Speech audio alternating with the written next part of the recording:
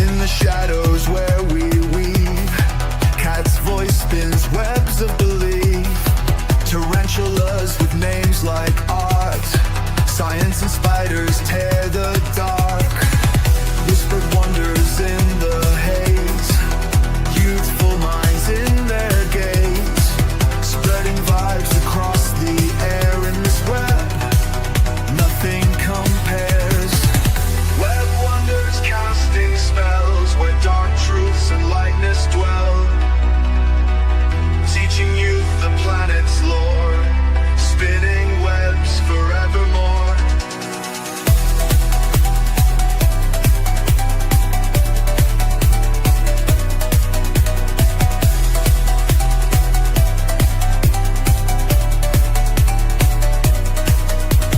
Scientific names roll on her tongue, wisdom's lantern for the young. Tarantulas creeping through the stream, now the pulse matches the dream. Spiders crawl. Hello, everyone. Welcome to episode 11 on Reaching Possible Links. Today we have Travis, Chaotic Inverts. Yay! Hi guys, nice to meet you. I'm glad to be here. Yes, thank you so much for hopping on. All right, so this show is going to be relaxing, chill. We're just going to talk and get down to the nitty gritty and stuff like that. So please tell us a little bit about yourself. Well, my name is Travis Miles. I created Chaotic Inverts as of last year, so as of December of last year. But even in this short amount of time, I actually originated from 2 or 3 other companies before that. So I've had my failures already and kind of trials and tribulations because I originated with a couple friends and then a friend's cousin, and then he created the company and logos, and then we had a falling out. And then I went with my friends and my brother, and then similar thing, family and business just really didn't mix. And then I merged with another company. That owner taught me a lot of what I know now. He was an entrepreneur, so he did a lot of sales tactics and psychology. So I was able to learn throughout my failures and all of these things until I became Chaotic Inverts. So now I've been doing it for about 3 years now as a vendor. I've been a keeper for 8 going on 9 years. I've been breeding them for about 2 going on 3 years. Wow, that's awesome. So around the same time, I've been in the hobby as well. So I have to ask this question to everyone who's on the show. How many tarantulas do you have? Too many. As you can see, this is just one shelf. Oh, that's just one? Yeah. Okay. Nice. And yeah, at any time I have easily, just in my personal, is probably at least 200 to 300. I can't even keep count anymore. I've kind of lost track. And then at any point in my room, from my spider room, is within 500 to 1,000. Oh, hold on. You say what? What? Close to 1,000, pretty much most of the time. Yeah. There's a lot that goes on in here when it comes to breedings and having babies and taking care of everything. Yeah, I can imagine. I mean, that's always been one of my goals and one of my dreams is to have 1,000 slings of whatever species I have. But I know it's overwhelming sometimes. So it definitely can be, especially in my situation. I know I'm a younger vendor and breeder that's gotten into this. A lot of the people that have taught me are like twice my age, ironically. So I've gained a lot of knowledge, but part of that is, I have children, so I have 2 kids on top of doing this. And a lot of us breeders work full-time jobs as well. So like, this isn't our only source of income, like, because obviously being a breeder, it's not always a guarantee. So we still have to work our full-time jobs and still take care of our families and do this because it's something we're genuinely passionate about. So it's not always easy when life throws things into the mix. Mm-hmm. It's not all fireworks and sunshines and rainbows. No. And that's the thing. A lot of people do not see the behind the scenes. Like, they're like, oh, I can't wait to breed and everything else, until it's cool and all, until you have 8 egg sacs drop in 2 months like I did. And then now I'm still breeding more, and I had 3 more egg sacs drop, and now I still have a Formica-Kyla's Hottie Hottie sac I'm going to separate once we get off of the live. So luckily I took a nap so then I can stay up late, take care of some spider stuff, and then I still have to get up at 3 a.m. to go to work tomorrow. It's a constant cycle. Mm-hmm. Wow. And that's what I tell people, and they're like, you wake up at 3 a.m. And I was like, yep. Just like most of the time, us breeders are running off of like 3-4 hours of sleep, and that's normal. Wow. Have you ever had any, because your thing is chaotic inverts, have you had any chaos in the building? Oh, 100%. That's kind of why the name Chaotix got put into it with the inverts, because this is such a crazy hobby, you know, and people have, and ironically, that used to be my nickname when I was younger, was Chaos, because well, I was always into being crazy and just doing stupid stuff when I was younger, you know, so. And even then, when I was thinking about a business name, that's what one of my best friends said. He's like, how about Chaotic Inverts? Because that was your nickname, and this is pretty crazy. And I was like, yeah, you're right. Like, that has a good ring to it. Perfect. It just fit perfect. So do you have a memory of one of those chaotic episodes that happened within your inverts? Oh, yeah. That's why the Postulatheria is my logo, as you can see. Is we were me and my best friend that I actually ironically got into the hobby a couple years ago, and we started breeding because we're local to Illinois, and there was actually a breeder and vendor that got original imports of the 5 ESA Postulatheria that are on the ban list since 2018. So he had original imports and had them line bred on their lineage and had multiple females of like, so basically like sisters and like from the mom and grandma. So like I still have some of those pure blood lineage, but me and him were breeding them at one point at his house. And yeah, like a lot of the pokies will pull themselves out of the enclosure. Like the males will tap and then pull the female out of the enclosure so they know they can book it and run away. And we had a huge, like 8-inch mature male end up running underneath the kitchen table. And we're sitting there underneath the couch, underneath the table. Me and him are trying to get it from everywhere out of his living room. It was such a crazy time, but it was fun. I can imagine. Just one little thing is running everywhere. You got to catch it. Wow. Do you have any other inverts besides tarantulas? No, I just got into centipedes actually. So I have 2 Scolopendra polymorpha, the tiger centipedes. So I have 2 of those I just got. And then I do have a couple of geckos as well. So I have a Leachianus, a gargoyle, and a crested gecko. You have a lychee? Yes, I have 1 lychee. I got lucky and I got it for a steal. Like I found somebody that was he's in the tarantula hobby and he just had a pair and he was breeding lychees and he was like, oh yeah, $200 and this baby's yours. And I was like, wait, what? And I was like, yeah, I jumped on it so fast. Wow, 200. That's a good deal. Because they go like 500 and up. Yeah, exactly. Like even on the low end, it's usually like 300-400. Oh my god. Yeah. So, as a guy in the hobby, what has been like your biggest obstacle within like vending and breeding? Ooh, that's a good question. I'd say my biggest obstacle really was just like navigating and just figuring out like all of the like nuances that come with this, like when it comes to like packing and shipping. Like when I first started packing, like I wasn't shipping stuff like the pros were, like the big vendors with like my paper towel wrapping was like poor and other stuff at first. Like they would ship and they'd get there fine because I would overdo it, but it definitely was a work in progress for me to learn how to properly package and ship. And then same thing when it comes to shows, like learning, like having so much inventory, learning how to pack my vehicle properly. And then like my first ever show, I didn't even have a tablecloth. I didn't have a banner. I didn't have no lights. Like it was the most unprofessional thing ever. I still have a picture. And now I look back at it now compared to how I am, and it's night and day difference. Like it looks professional compared to just like Yeah. It's like some little rundown little table. So it's like with everything, it's trial and error, Oh, and 100%. you learn from what you did before, and Mm-hmm. when you go up to that again, to that obstacle, you're like, nope, I know what to do now. This is how it goes, and it's smooth sailing ever since from there, right?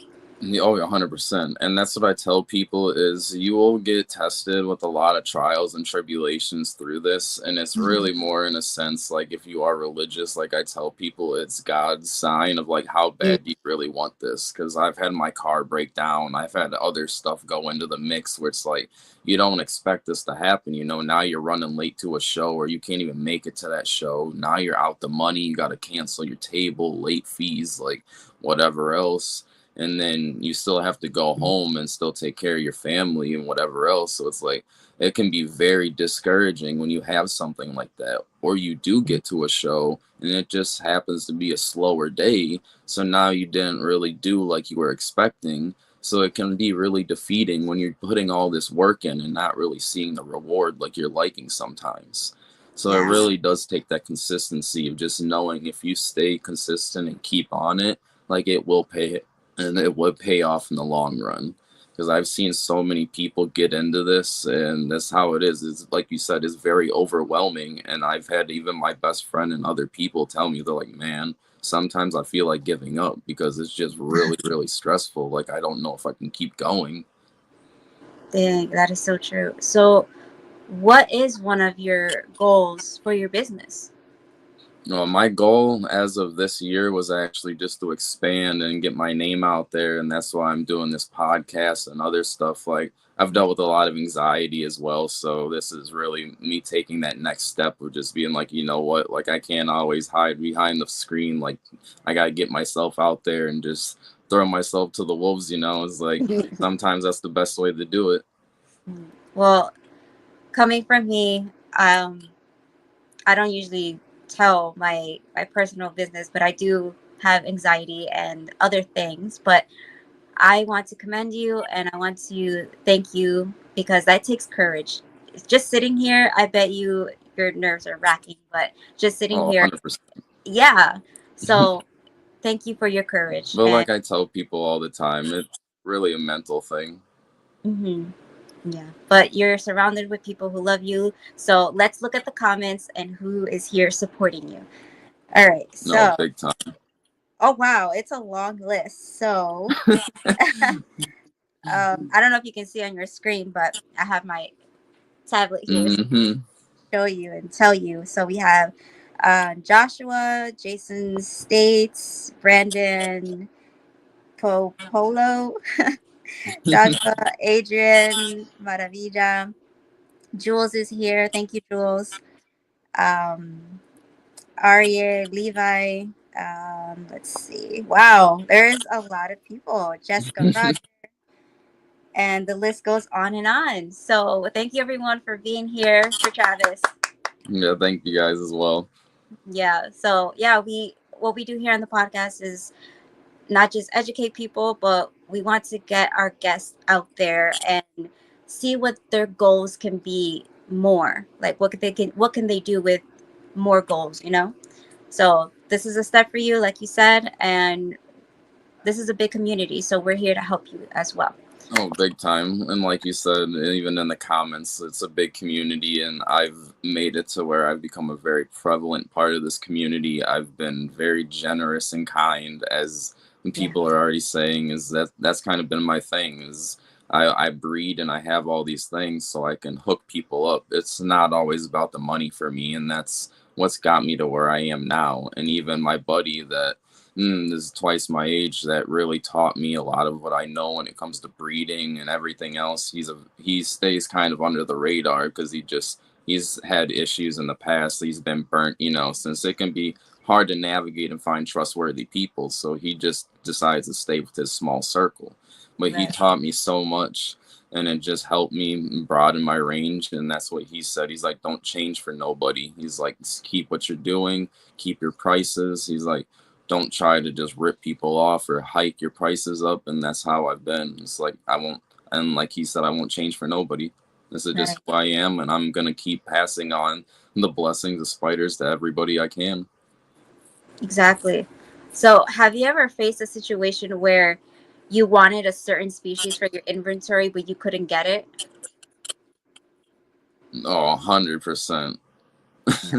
I even have it to where there's stuff that I want to keep and I can't because I get it for customers, and it's just like, or I breed it, and then I've had it to where they just sell so fast I'm not paying attention, and I'm like, oh, I was supposed to have holdbacks for myself, and I don't even have any because they're all gone. Yeah. So, how do you compensate for that? When stuff happens like that, obviously my collection is so huge at this point, and I'm just kind of at the point where I'm starting to pick and choose what I want specifically. Oh, okay. And what is your favorite species right now? My favorite right now, it's a really hard one actually.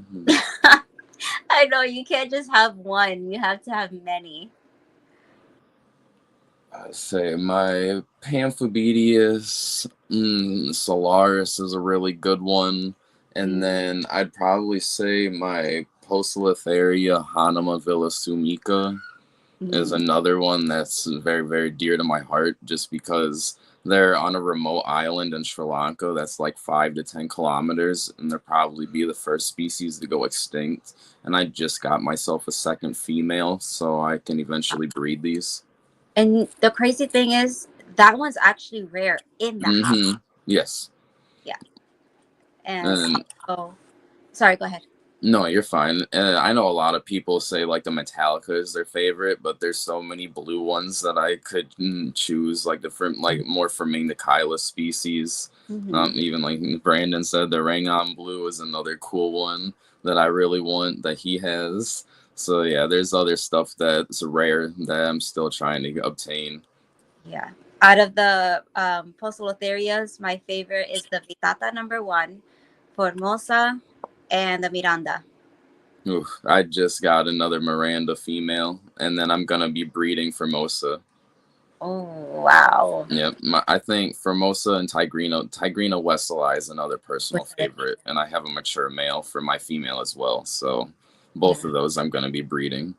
Yeah. I only have two Pokies. I have the Metallica, Pinot, and then a Regalis, Shigo.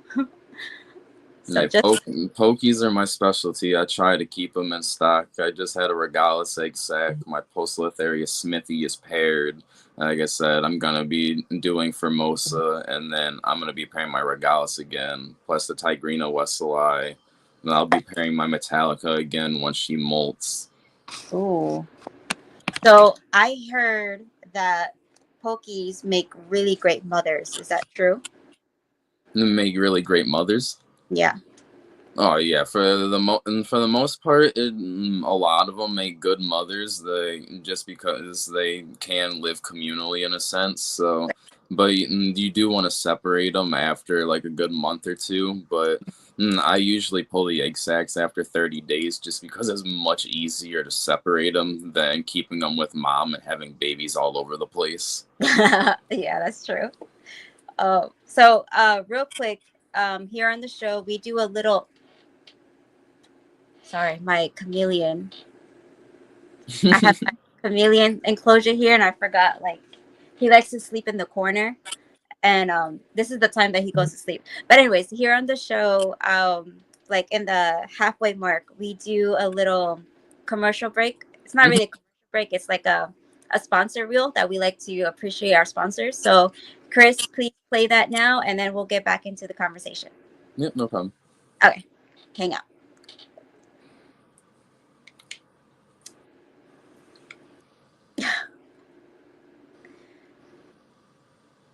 Chris.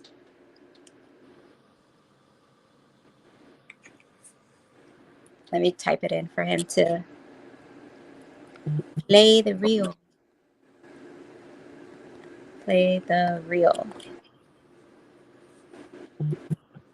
He's supposed to be paying attention, but he's probably not. Oh, he's at the gym. I just saw that. Yeah, he's at the gym. Okay, he's gonna do it. Awesome.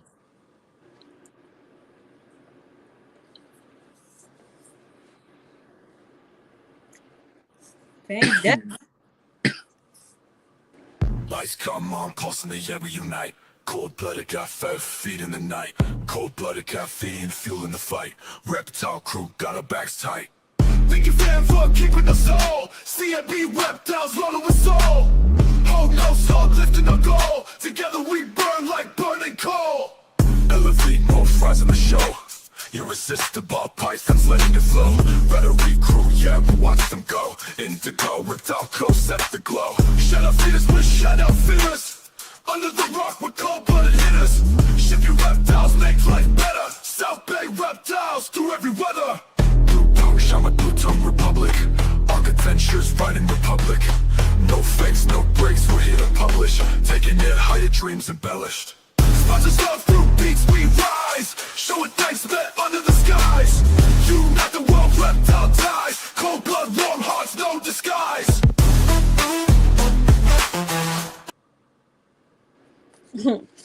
Yeah. So Chris does all those reels, and he makes the special like effects and the fonts, and Hmm. yeah. So we're actually working on what's that word? Collaborating with other sponsors, and Fandex is one of them, and Tasty Critters.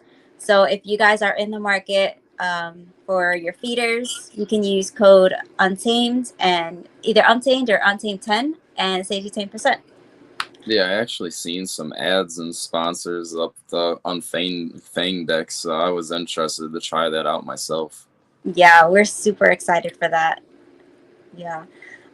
So when breeding, how do you deal with like, say you had a loss with like within like a male or whatever? How do you deal with it trying not to get eaten by the female? It definitely can happen, but like you said, we try to negate that as much as possible. And I'll sit there and monitor the entire breeding and pairing. And I'll have a spatula and tongs, so then I can really put something in between, like, because that happened with my Tigrina Wesselii the other day, so I'll have to try pairing them again. And you can kind of tell just by the female's behavior, like she'll not be as receptive, and she was kind of like slowly like stalking him like this, like walking up instead of like tapping and being receptive. She was literally like stalking him, like just slowly walking up to him. And you could see he knew that something was up because he was being receptive, vibrating, shaking, tapping, and then he just backed up slowly out of her enclosure. And that's what I like to tell people, like, don't put the lid on, like make sure that the male can pull her out of the enclosure. And I've even had it before with a Neotheliense. He was so scared, and this is how intelligent they are. Like, I don't, some people don't realize that there is a level of intellect with these creatures. A lot of people try to say like they don't have any cognition with their brains. They just eat and survive off instinct. From my being in the hobby and breeding, and then I've handled old worlds and other stuff, like I've seen some sort of, it's not a very like intelligent base, but it's definitely a rudimentary base of knowledge. But this Neotheliense was on the back of my fingers, his legs, and no joke, he was pairing with the female while he was on my hand. And that was the only way he would pair with the female, because he felt secure and he knew that he could run back up on my hand. What? That did you record it? Yeah, it was crazy. Did you record it? Oh, I think I have a picture of it somewhere, but it was a while ago. I'd have to scroll through. That is so cool, man. So I'm guessing you have protocols with breeding, like step by step on how to do things. Oh, big time. And when it comes to protocol, it really varies as well when it comes to species to species. That's why I really like doing a lot of Asian species versus like Versus like Mexican species like the Brachiopelma or the Brazilian species like Grammostola, they're so slow growing. Like I just struggle to breed them because you'll pair them and then they'll take 2-3 years and then they'll molt out and not even lay an egg sac for you. Yeah. So I've gone more into the arboreals and fossorials of, they're all like Asian species like Ornithoctone, Cereopagopus, Firmingdocylus, Poecilotheria, a lot of stuff like that, like Psalmopaeus. Yeah. I actually have an NC Gold, the gold form, Hmm. a mature male. He's made one sperm web. I was gonna give him to one of my good friends, Rob from Rob's Creeping Hmm. It Real. Do you know him? Rob who? Rob Christian. No, no, I don't know him actually. Oh, okay, so if he doesn't answer me, do you want him? I'll say I could definitely use them. That's the cool part is I actually have two. I have an NC olive female, but with the golds is they can actually mix it, so they'll create some olives. They'll create some gold babies by breeding them, and it's one of the select species that's actually able to do that. Like, there's no other species of tarantula that can like mix color forms like that. Cool. What about? Oh yeah, yeah, yeah. No, the OBT. I forgot which one it was. I think it's the lowland one. I don't know if it's that OBT that has the different colorations or the different localities. Say there's a lot of localities of Yeah, OBT. There's the red color form, there's the dark color form, there's the tan color form, there's the Botswana, like Zimbabwe color form, which is yeah, another. There's the Mikumi locality, that one. and yeah, and a few others. So there's definitely a good few localities. It can be a little confusing for sure. Yeah. So I saw that Spider Fest is coming up. You're gonna be there? Well, my business partner, that is Ian Flanagan, he's does all the scorpions and other stuff like that. And Mhm. he's based out of Wisconsin. I'm from Illinois, so we're like 2.5 hours from each other. Mhm. But I do a lot of expos locally up in Wisconsin since they do really good there.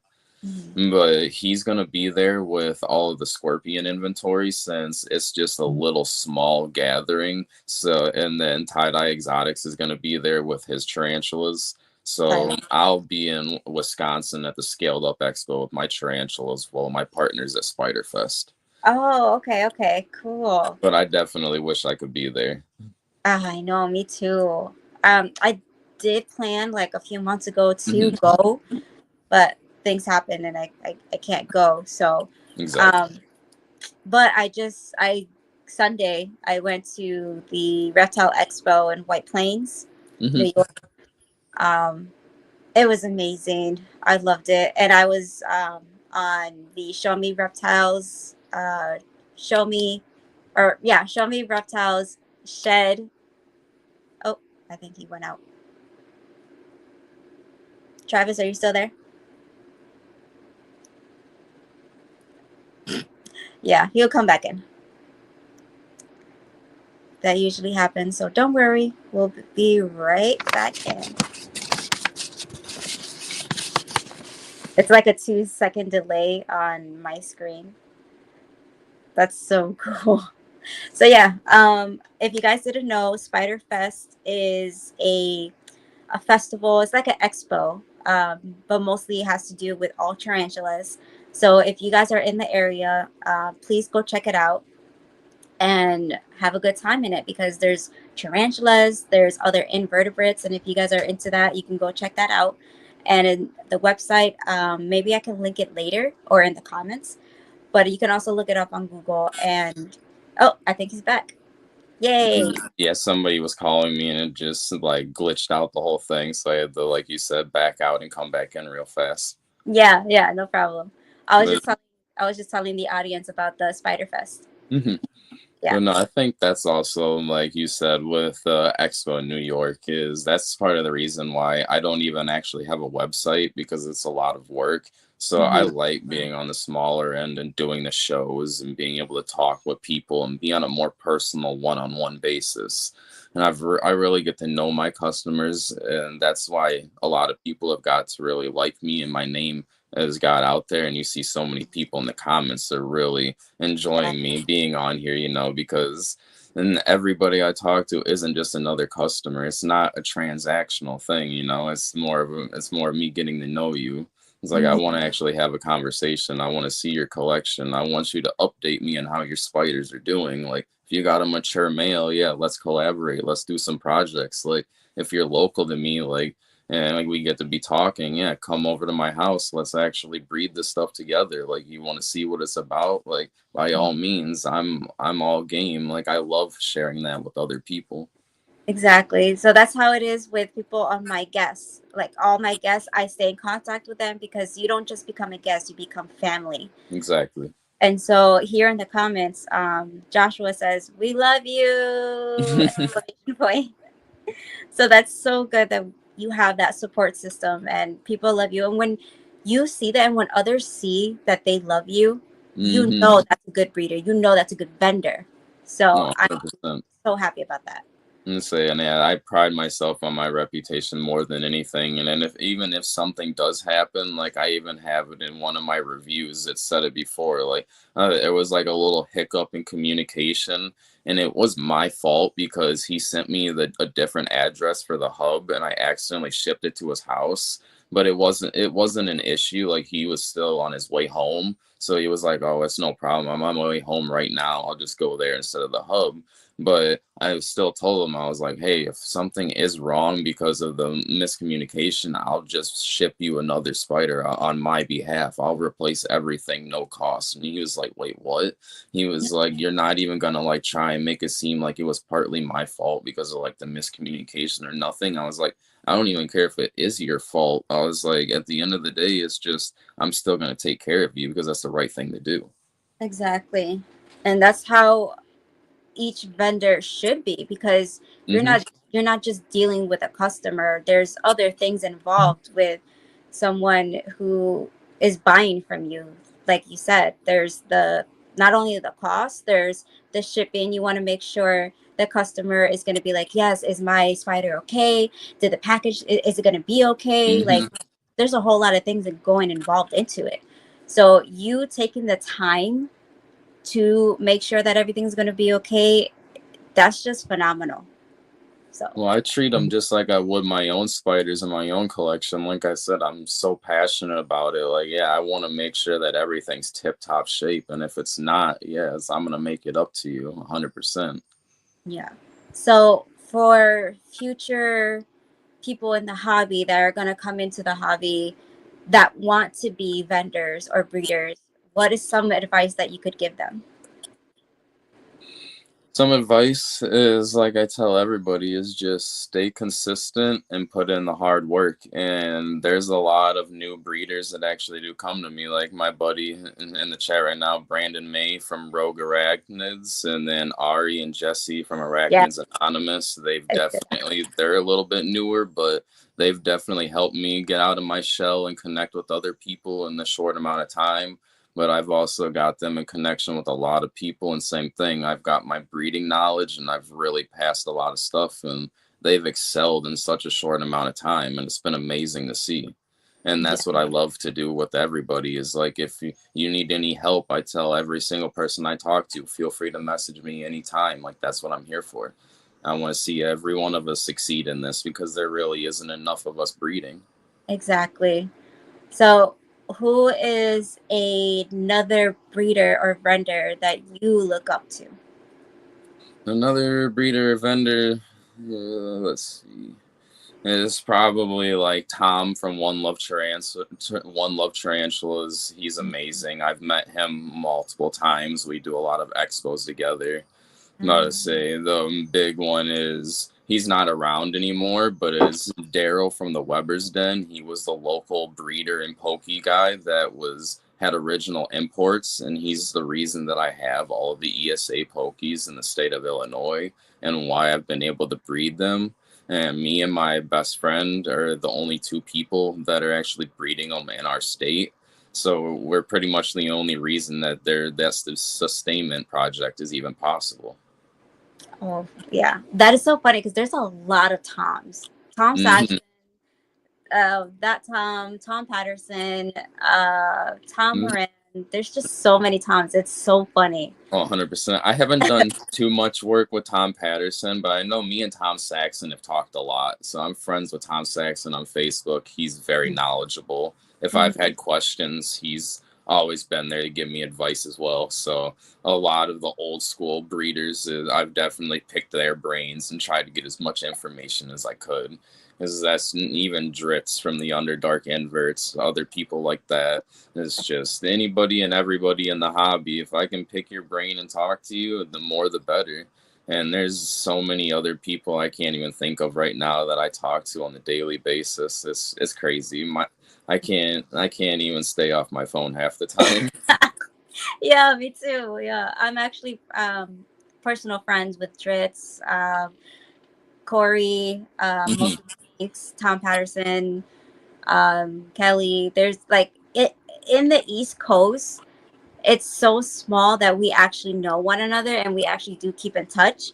And it's just funny, like when you're in the hobby, you think that, like, if I'm talking to you and you may like, and I say someone's name and you're like, oh yeah, he's this or he's that or she's this or she's that.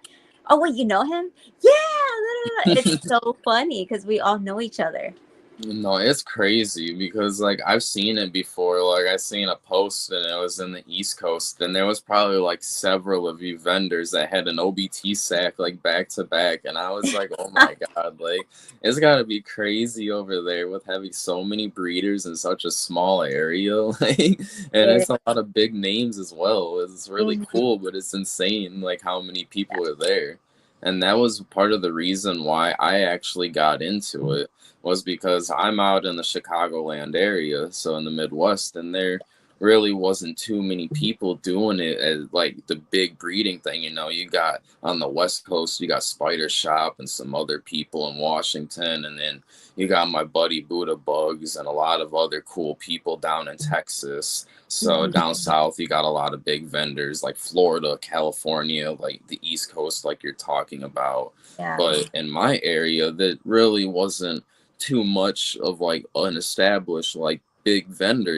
So that's where I kind of was like, this is an opportunity for me to become a breeder and really take advantage of this and kind of start supplying the Midwest area with more tarantulas. And ever since I started doing that, there's a lot of people that prefer to buy local, and they love the fact that I'm the opportunity that they can come to and get what they need. exactly. And so when it comes to like content, um, whose content or whose page do you like? When it comes to content now, I pretty much watch like Dave's Little Beasties and like Mhm. stuff like that. Like I watch a lot of like the older YouTube videos, and even now because I've been in the hobby for so many years, like I don't really watch like the Dark Den, or I know Tarantula Cat's another popular one, but to me they're a little more mainstream now. So they're and for me, like I know a lot of the basic information. Like the spiders are cool, but and I'm to the point where I like a lot of very uncommon and very niche, rare stuff. So Yeah. when it comes to me, I'm trying to get keen on my knowledge. So, like, I was talking to my buddies the other day, and I've got very into watching YouTube videos from Korea. So, half of the YouTube videos I watch now aren't even in English. Oh, wow. So this is how far I'm trying to expand my knowledge when it comes to tarantulas and vertebrates. Like I study what other people are doing in other countries. Yeah. That I've seen. Oh my goodness. I forgot the name of his channel, but he's big on Instagram. He's from Korea. And um I went to MIT Boston to study Korean literature, so I do know a little bit of Korean. Um but yeah, I think that's a really good idea, looking at other Big time. people's, yeah, looking at other people's content to see what they're doing different, because what Mm, you could be doing could be a way to improve or progress in your keeping. No, we're always improving and progressing in this hobby, and I think that's part of what's kept me so involved in it. Like I got ADHD and everything else, so it's hard for me to stay focused on one task, you know.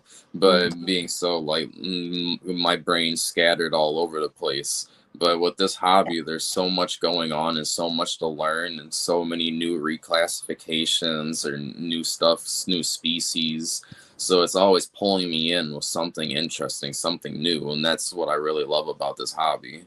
Yeah. I like do you know Tom Moran? Oh yeah. Yeah, I love his videos. I know a lot of people they can't really like sit still and watch Tom Moran's videos, but he has for me, he has one of the most educated videos for me that I No, like. I really love listening to his podcasts. Yes. So like I'll definitely be at work or in the car, and yeah, I'll just be, and like I said, I'll be doing my road trips. So I'm on the road at times for like 3, 4 hours just one way. So it's a 6, 7, 8 hour drive. So it's like I got a lot of time in the car by myself doing shows back and forth. So Yeah. yeah, I have a lot of time to listen to podcasts and really polish up on my knowledge and other stuff like that. So yeah, I definitely enjoy the podcasts. Yeah. Jessica I'm sorry, I'm butchering the name. Jessica No, you're fine. Rager says Tom Moran and Dave are the goats. No, It's so 100%. true. And Ari says Tom is the American goat. That's so true. Yeah. I do like Pecco. Dark Dan, I do like him. I do okay. What's his name? Tarantula guy, 1976. Do you know him? Do you know that Oh channel? yeah, yeah, he was really good as well. And like I Yeah. said, I always backlogged. I watched that, the Deadly Tarantula Girl, a lot of other people like that. I try to go back to John 3800, like even the originals, because that's the thing is like my buddy that's been in this. He's twice my age. He's been in this since the early '90s, and Hmm. that's what he's always harps that on me because sometimes I'll be stressed out and I'll be sitting there thinking. I'd be like, man, this breeding didn't work out. This egg sac was infertile, whatever. And he just looks at me. He's like, man, remember, back to the basics. Back to Just, basics. Yep. he's like, you just got to remember, sometimes it's that simple. Just go back to the basics, remember what you learned, trial and error, and just try again. And yeah, sometimes I relax, just let it be what it is, like, and just listen to them, and then I have success again. And I'm like, all right, cool. You know, I had my rough patch, and that's all part of it. Exactly. And so when you have you ever had a tarantula that had suffered from impaction or DKS? Oh yes, I had a Pamphibedius platyoma female last year. I had paired two Mashalas and a platyoma girl, and both Mashalas produced me egg sacs, but the platyoma actually got egg bound or like possibly impacted. And I walked in one day, and she's just laying there, just lifeless, like not even death curled or anything. She's just laying there completely motionless, and I dropped food in there, and like I didn't even see a reaction. And Pamphibedius are one of those species where if they see food, they Yep. slam on it, like aggressive feeding response. And Yeah. yeah, nothing. And like tapped her, and she was just lifeless. And I was like, oh my god, like she was supposed to drop me an egg sac, like, and it's just so defeating when you have stuff like that happen as well. Yeah. So Tarantula Guy 1976, Rob C. He Hmm. has a video on what to do when there's like DKS or impaction. And because of that video, I did what he did and I Hmm. got two tarantulas. Hope, I don't know if I was lucky or whatever, but that tarantula survived. Of course it died with old age, but Hmm. um because of him, I'm happy that what I, following his direction, it helped. And, you pass that on, that knowledge. Oh, big time. Yeah. And Uh, even then, like I've been pretty lucky. I've never really had DKS in my collection or anything like that. I've only had a rare case of like them molting out and then like having a mismolt or every once in a while. And then, like you said, just the impaction I've had like probably like 2 or 3 times out of the 8, almost 9 years. So I yeah. mean, but having an extensive collection, it's bound to happen, of course. It is definitely. And for those of you watching you that you don't know what DKS is, it's dyskinetic syndrome for tarantulas. It's like a neurological imbalance where they have seizures, and it's caused by strong chemicals in the air. We don't really know the reason, and that's actually one thing that we're trying to study in the hobby. Yeah, that's okay. So we're trying to study that in the hobby to prevent it and also study it, and one day hopefully get it to be controlled. Yeah, I've had, yep, DKS. I've had one tarantula suffer from that, but because of good help on the internet, it it survived. Yeah, I've heard a lot of scenarios like that as well. As Yeah, people have got really lucky with it. And like you said, being observant and actually paying attention to your collection, you can catch these things before they get to the point where they're too far gone. Because I've exactly. definitely seen, I've had mature males and they've got a little dehydrated after a week, and I've literally seen them scrunched up, and then I'll spray some water in there, and then they'll instantly start drinking and perk right back up to life. And I'm just like, oh my God, like if I would have waited one more day, like you would have got so dehydrated.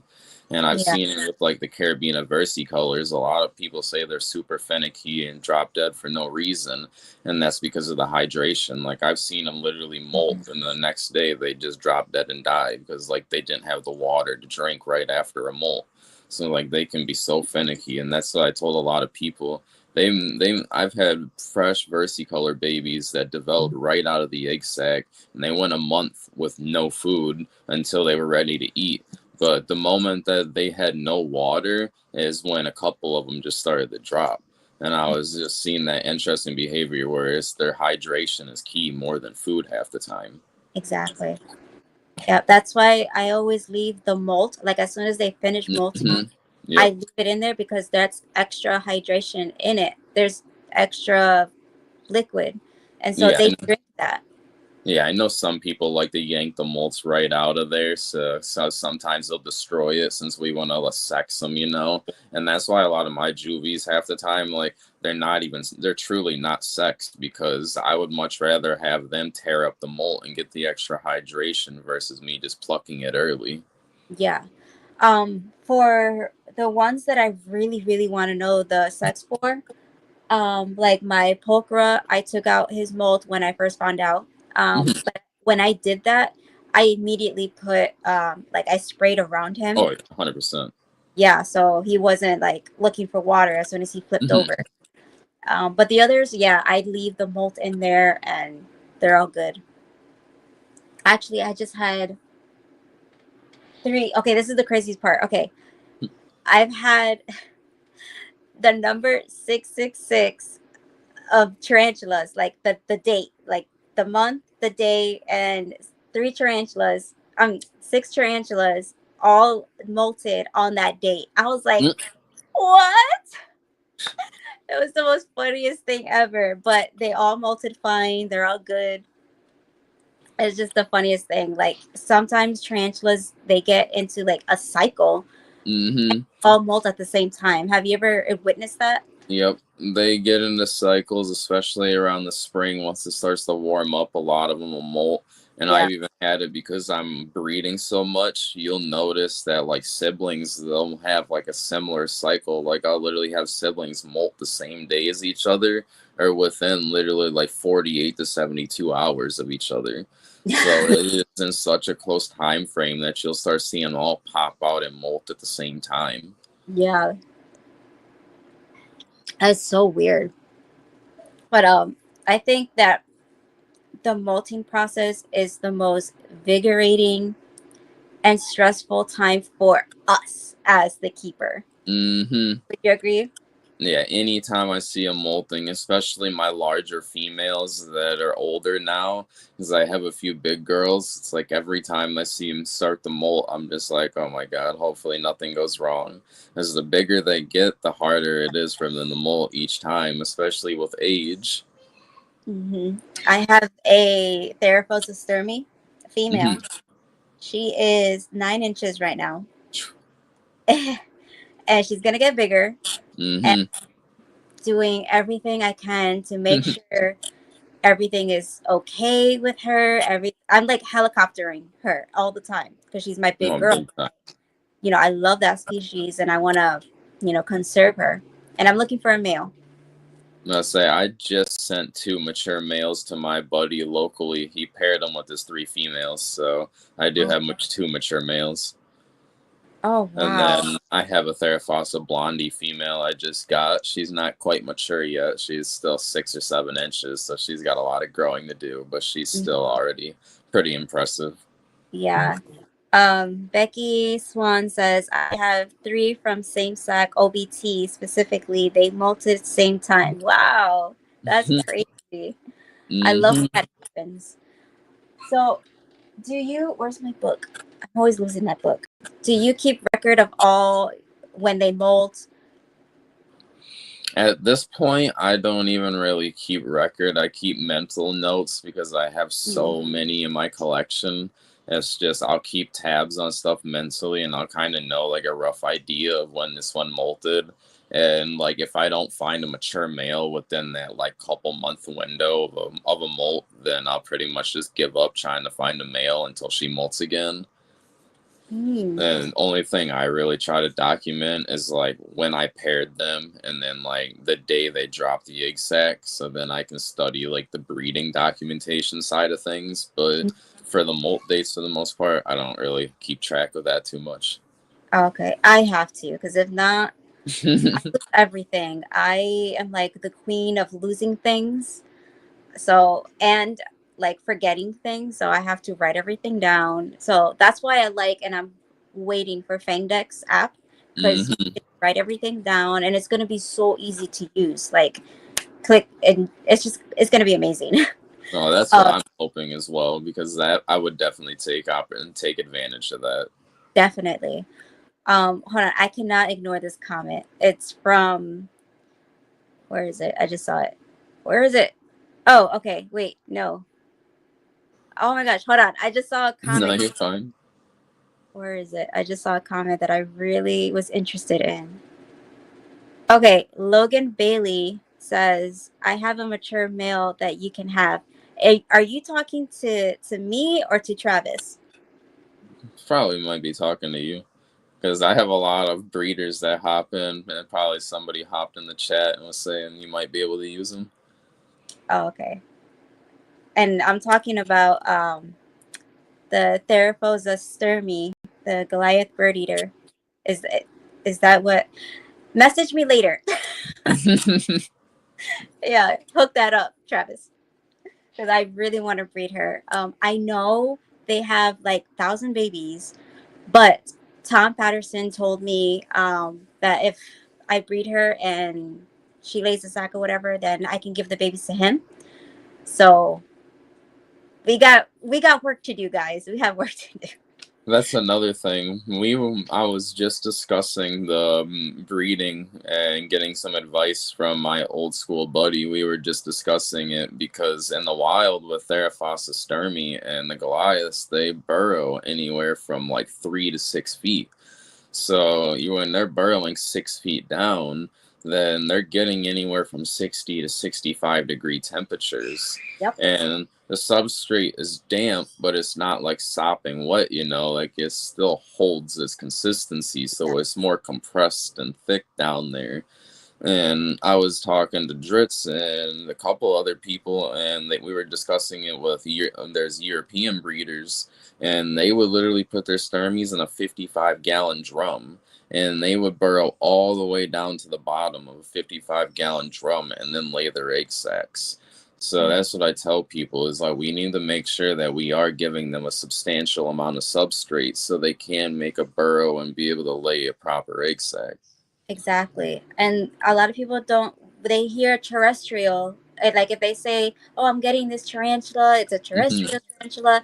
I don't care if it's a boreal, fossorial, terrestrial. Give them enough substrate because Oh, they will 100%. use it. And Mm-hmm. that's even me with all of my arboreals. I even give them at least 6 inches of substrate, if not a little bit more.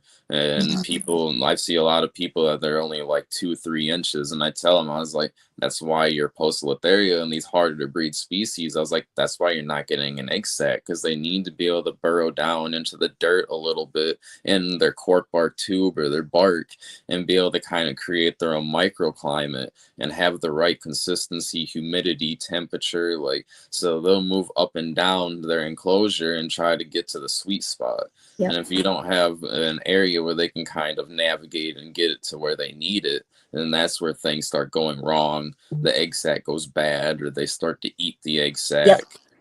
and things like that.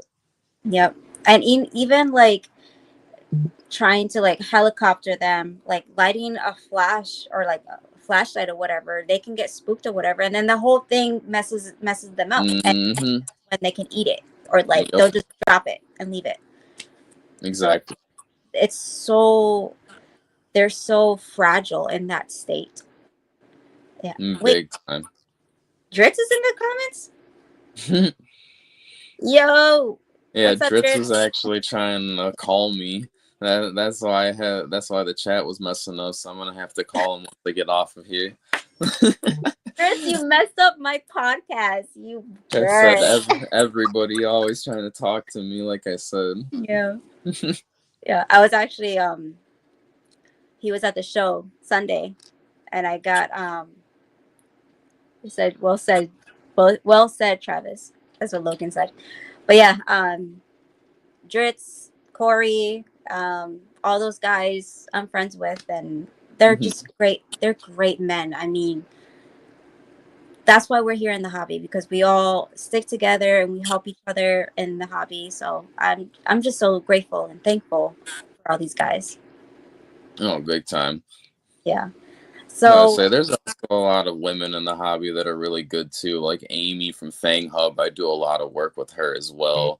And then I know that the Weber's Den, him and his wife did it. Same thing with One Love. His wife does the jumpers and spiders as well, and really helps them expand on their company. So I mean, there are a lot of women in the hobby that really do a lot as too. So I have to give credit to that. I know that there's a lot of men in the hobby that kind of can be a little more judgmental. So it is hard for some of you ladies to get the appreciation that you deserve for sure.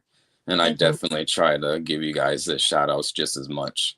Yeah, thank you for saying that. And one woman I know is Jessie from, Hmm. Yeah, yes. Marshall's Arachnids, Jessica. Yeah, they're amazing. She's amazing as well. I just got some buy rupees from her. They're coming tomorrow. So Yeah. So if you guys have not watched Markham Reptiles YouTube, he did a special video where he went to go see Arachnids Anonymous, and there's a whole segment on that. So guys, please go watch that video. It's on YouTube. So yeah, oh yes, how sweet. um, so what is something you could do different in the hobby?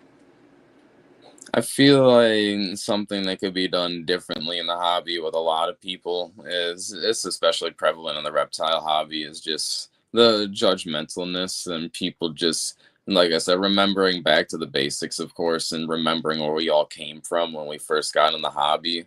And I feel like some people are so quick to say, well, you should have just looked it up. You should have figured it out. And it's like, when I remember how hard it was for me to figure out all this information when I first got into it, and yeah, I looked it up and I figured it out, but I did ask questions. And now I'm very glad that I'm able to be cool, calm, collective, and really still help and deal with a lot of new keepers and pass on that knowledge and answer 20 questions, without getting annoyed or impatient because it's the 100th time I've had to answer the same questions. It's like, it's not a hassle to me. It's because it's something I love doing. I want everybody to have this knowledge and be able to take care of these pets to the best of their ability. Exactly.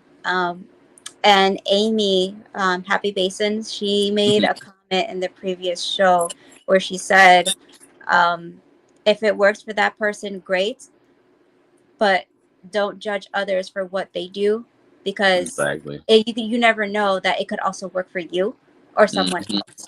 So just let it be. And I really liked it because there's so many different perspectives that everyone has, and not everyone does everything the same thing, and that's okay, you know.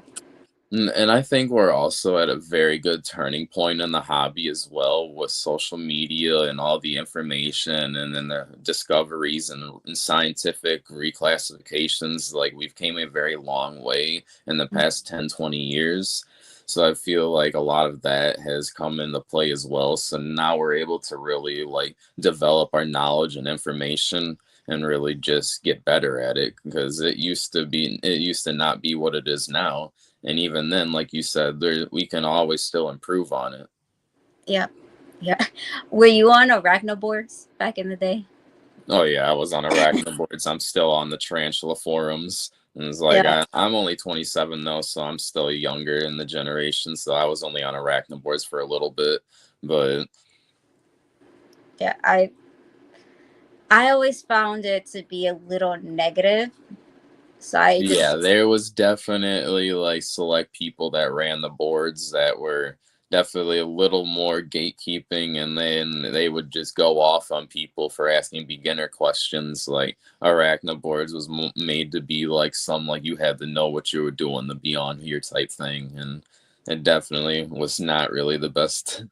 So Yeah. I feel like that's why it's not popular anymore and why tarantula forums became a thing. And the Mhm. tarantula forums is actually a really good place as well. I've had a lot of activity on there. So Yeah, and especially, like, not to bring up the subject hardcore, but like Mhm. especially on women, it was just like so frowned upon for Yeah, us to keep these tarantulas, or like just not just tarantulas, but anything, even reptiles or whatever. Like, exactly. And that's why I said it's just I've never been on that bandwagon. I've never understood why that's even been a thing. It's just absolutely ridiculous. This you're like I said, you're just as capable as some as myself. It doesn't make a difference on who you are. And say hmm we all have the same knowledge at the end of the day. and some of the biggest successors out there are on, like, look at Fear Not Tarantulas, Tanya Yeah, exactly. and Amy. Like, Hmm. wow, like there's also some And people. those are some of the first people that I think of when I think of tarantulas. Mm-hmm. Exactly. And they're not there to judge either, because they're one of the greatest supporters as well. Mm-hmm. 100%. Yeah. So what is one thing that you can, oh, how should I word it? Because I kind of worded it earlier the same way, so I kind of want to word it a different way. Okay, so what is something that you would like to see happen in a positive way, different in the hobby? Hmm. Let's see what I like to see. That's a hard one. I don't mean to ask hard I questions. No, you're fine.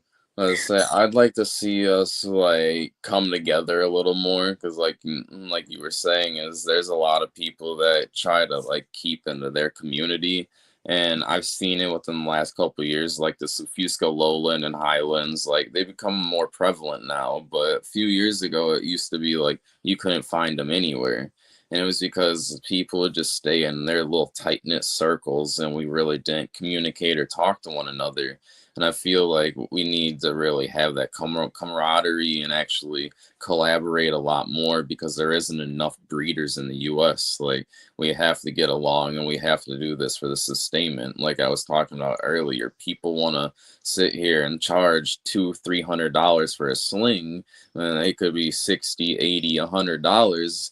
And that's where I look at it. I was like, I don't think that's reasonable, you know. It's like we have to do something about that. And then you're also making it harder to sustain a species when you want to just stick to your group of friends and say screw everybody else.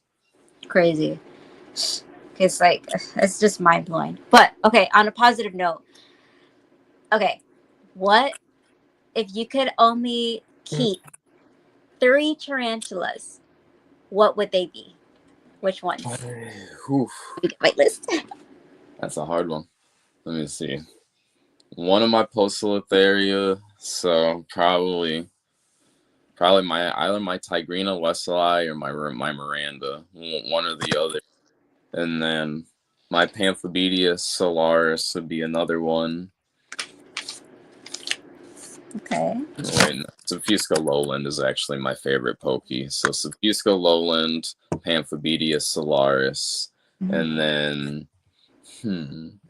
probably my Cereopagapus Schmitty, and then shout out to my Phylogilles Obscurus for a fourth. Just because Phylogilles Obscurus is very, very rare and uncommon, and probably half the people that are going to watch this won't even know what that is. And I'm one of maybe 4 or 5 people in the US to actually produce that species. Oh my gosh. All Yeah. right, guys. In the comments, write down what species you cannot live without. And at the end of I'll read your answers. I'm trying to like do different things on this show where it can be a little catchy. And I need to get a new chair because this chair is driving me crazy. I don't know. Can you hear it? Like squeak? A little bit. It's so okay. Now, if you could have a zoo dedicated to only tarantulas, would they be only New World or Old World or all both? I predominantly I'd probably say both, but I would have a majority of Old Worlds. So a lot of my preferable stuff is Old World. Okay. Like I said, I like Poecilotheria, like Formignacaulus, Cereopagapus, like a lot of the Old World species is more of like the Asian stuff is more of my preference. Okay. And now, if you were to be somehow magically turned into a tarantula, I know which one you like now, but if you were turned into a tarantula, which one would you be? Definitely Sufusco Lowland. Oh my gosh. All right. So now we know your obsession. We know it. We all know it. If this doesn't show it, I don't know what does. Yeah. Wow. I got the Regalis tattooed on my arm. That's awesome. It is big too. Wow. Oh yeah, it covers my whole wrist. Like Nice. it's definitely at least 8 inches. Yeah. So what do you think about true spiders? True spiders, there's very few. I don't think I have any true spiders. They don't really do it for me, but I have a few of the megalomorphs. Like I like the Dipluras and like the Linofelis, so like the curtain web spiders. So I've really gotten into that. Like I have a Diplura species Rurimbaki female, and I'm probably one of a handful of people that's gonna be breeding them in the US. I know John Apple in Wisconsin, and then like there's like one other like old school breeder I know that's probably produced them. So like I said, I might be like one of a handful of people in the US to try and breed that species. Wow. So there's just a lot of obscure things that I really like to get into that aren't as common. Yeah. So would you breed any other true spiders? When it comes to true spiders, I don't know if I would breed too much just because I have such an extensive collection with tarantulas, the workload, and then me doing it all by myself is the hardest part with it. So like I was saying earlier, is you have Tom from One Love Tarantulas and his wife does the jumping spiders. So we've even discussed it before. Like he said, it's such a workload that even he said he couldn't do as many jumpers as he does now if it wasn't for his wife. So me doing it pretty much 100% on my own makes it to where I just want to be able to take the best care of my tarantulas and what I have. Because like I said, when I have 8 egg sacs and over 1,000 tarantulas already, plus my personal collection, it can definitely add up. Yeah, it adds up fast. Yeah. And then you got tiny baby jumpers to take care of and other stuff. They're a little more tedious. And then when you got to mist them like 2-3 times a week instead of once a week, so then the care starts to double or triple within that sense. Yep. So it's like I don't have as much time because I still have to take care of my kids and my family and still be able to be there for them. So I can't always be in the spider room, you know? Exactly. And then that's when you don't realize it until everything has to be meticulous, and then it's just everything Mhm. goes. Yeah, yeah, I get it. But before we go, I'm going to read the comments on the question that I asked earlier. See what other people said. Logan said the hati hati. Ooh. Yeah, I just have that's the egg sack I have to separate after we get off of here. Was hottie hottie. I just produced them. Oh wow. That's crazy because it sounds like it's hot. Like hottie hottie. Obviously it's Mhm. not that, but it kind of sounds like it's a tarantula that has that spicy personality, and it does. So it's like it has the perfect name. It's funny. I'm pretty sure hottie hottie translates to danger actually in their original language. Really? Think Yeah, so? I can't remember exactly, but yeah, it translates to like something that's like similar to that like means they're dangerous. Oh, okay. Okay. And Jesse said avicularia, Formictopus, Sinethus. Oh, okay. That's a good one. Jesse made me remember Iridopelma. That's probably one of her favorites now. Oh, okay. I love these comments, guys. Wow. I don't know if you can see, Travis, on your screen, but the comments are, I can keep like scrolling and scrolling and scrolling, and there's just a lot. Congratulations. But Yeah. Oh, okay. Ari said the Samopaeus, the Tapis, and the dwarfs. Okay. I love dwarfs and trapdoors. Those, like the trapdoor tarantulas, those are my favorites. Well, one of my favorites. Yeah. So I have 1, 2, 3, 4. I have 5 dwarves that are trapdoors, and they're old world. So that's something that is kind of not rare, but like a lot of people don't know that there's a lot of old worlds that are trapdoors. mm-hmm. Let's say I just started getting a couple trapdoors as well, like the Cycloclasmia terrea, that trapdoor, which has the Oreo butt, and then I got this species red, so it's a trapdoor that has like a bunch of red on it. Yeah, the Oreo cookie butt spider. Yeah, that one. That's one that I actually really want. Like I know I'm never gonna see it, but I want to study. Like I just love it. No, they're really cool. The only thing with them is they live in floodlands and like along the river, so they need constant like moist Humidity. substrate. Yeah, the humidity. Uh, Mhm. yeah. Um. So I feel bad for the people that are in the comments because we're gonna be cutting this. You know, time is cutting us short a little. So I want to thank everyone in the comments because you guys have been absolutely phenomenal. And I'm just like, my smile, my hurt because I have never seen, well, not never, but I'm just like so amazed and stunned that everyone is supporting you. And I love that when guests come on the show and they have supporters, it's just, it makes me feel happy that, we have that.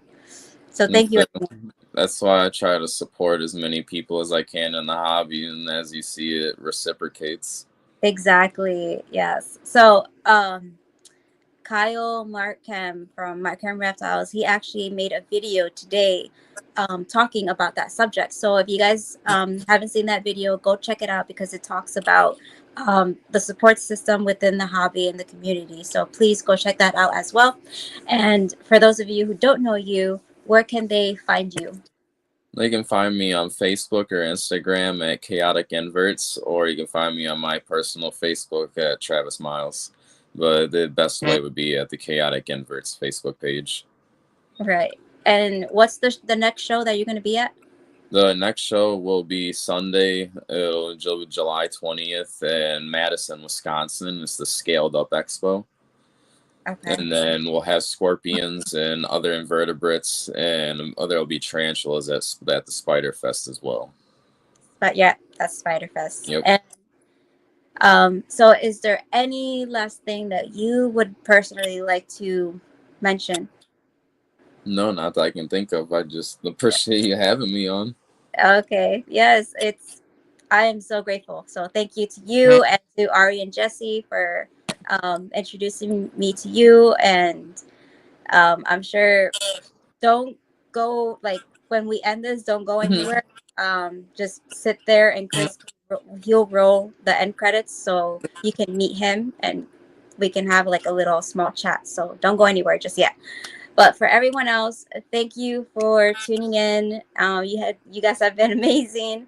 And next week it's episode, where are we? 11, 13? I don't know. But we'll get there. And stay tuned for the next week. And please like, share, follow, and subscribe if you dare. Bye, everybody. Chris. Lights come on, pulse in the air, we unite. Cold-blooded, got 5 feet in the night. Cold-blooded, caffeine, fueling the fight. Reptile crew, got our backs tight. Thank you, fam, for keeping the soul. CMB reptiles, rolling with soul. Hold no soul, lifting our goal. Together we burn like burning coal. Elevate, more fries in the show. Irresistible pythons letting it flow. Battery crew, yeah, we watch them go. Indigo, reptile coast, set the glow. Shut up, feeders, we're shut up, feelers. Under the rock with cold-blooded hitters. Ship your reptiles, make life better. South Bay reptiles, through every weather. Blue tongue, shaman, blue tongue republic. Architectures, riding republic. No fakes, no breaks, we're here to publish. Taking it higher, dreams embellished. Sponsors love through beats, we rise. Show it